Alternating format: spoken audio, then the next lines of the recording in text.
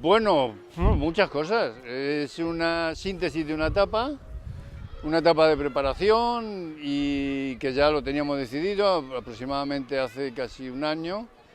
Pero mañana, lo de ayer, perdón, es la apuesta ya en firme de apostar por hacer una segunda marcha que, bueno, las sensaciones que tenemos es que puede tener mucho respaldo,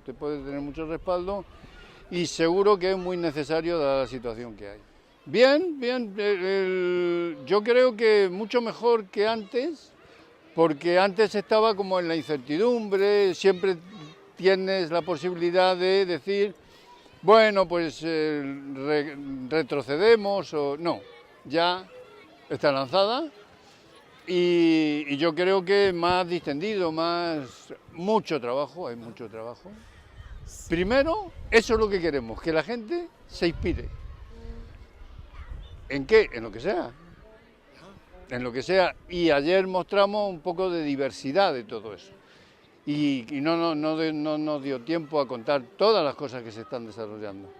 Entonces, en realidad, lo que pretendemos es gente que tiene una necesidad, que tiene una problemática, o que tiene una inspiración, o que tiene una intuición, ¿no?, de que se podría hacer algo, y les animamos a que lo ponga, que se tire a la piscina, como se dice, ¿no?, pero que lo haga en pequeño, que esa acción la haga en pequeño, la observe, la mida y luego la escale. Le llamamos escalar, subir en cantidad de gente o en cantidad de ciudades o de lugares, entonces, o en una calidad mucho mayor.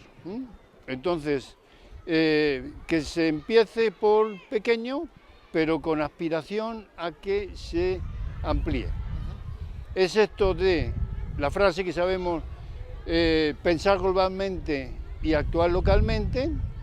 Podríamos reformular otra frase que dijera, actuar localmente pensando en actuar globalmente. El primer punto de la primera marcha mundial fue tratar de luchar para conseguir que se erradicaran las armas nucleares, lo mismo que están erradicadas las químicas y las bacteriológicas.